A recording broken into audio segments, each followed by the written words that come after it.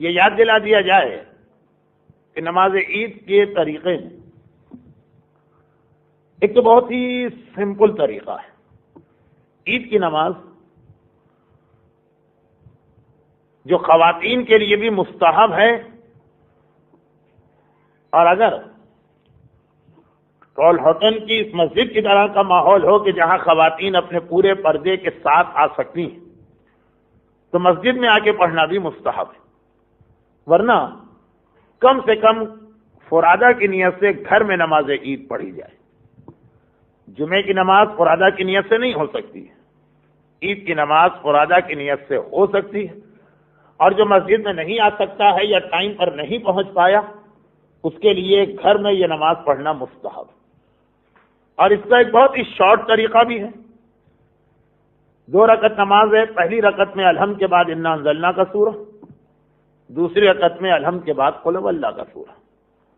پہلی رکعت میں 5 قنوت اور ہر قنوت میں وہی روزانہ کی دعا. دوسری رکعت کے 4 قنوت، اس میں وہی روزانہ کی دعا.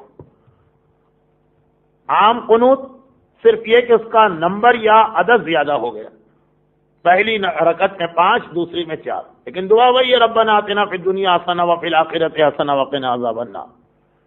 اور نماز سورے بھی وہی عام نماز کے سورے. یہ ہے اس کا بالکل سمپل اور شارٹیسٹ طریقہ. لیکن زیادہ ثواب ہے کہ اگر قنوت کی ایک خاص دعا پڑھی جائے جو آپ میں سے ہر ایک کو یاد ہے.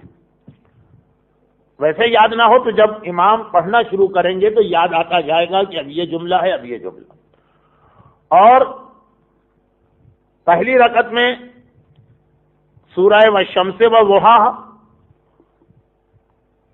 سورہ اعلیٰ اور سورہ غاشیہ، یہ 3 سورے ہیں.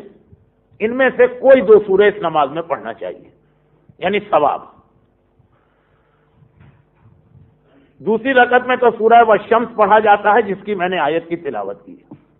پہلی رکعت میں کچھ امام سورہ غاشیہ پڑھتے ہیں، کچھ امام سورہ سبح اسم ربک الاعلی.